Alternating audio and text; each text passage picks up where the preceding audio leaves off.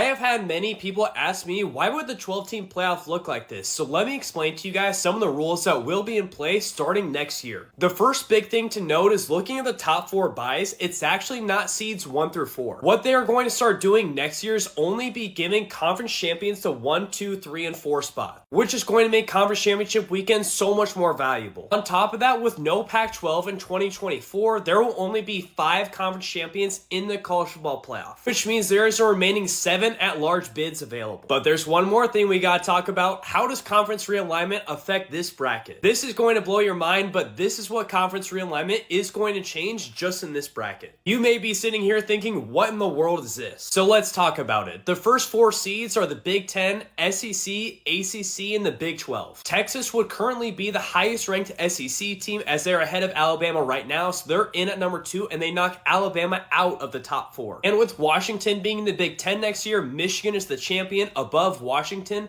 so they knock Washington out to the very first at-large bid at number 5. And you may be saying, okay, now explain Arizona. Technically, guys, Arizona is the highest ranked Big 12 team. I can't definitively say they would have won the Big 12 this year without Texas or Oklahoma, but for argument's sake, let's just go ahead and say that they would. But the 5th champion in this 12-team bracket is still Liberty. This is because although that Oregon State and Washington State will still be Pac-12 members next year, they won't consider a conference champion of a conference that has less than 6 teams. So the only path that those 2 schools have is just being in the top 12 as an at-large bid. But I think what this graphic really shows is that we have so much to get into this offseason in terms of the 12-team playoff and conference realignment, and I can't wait to get into it.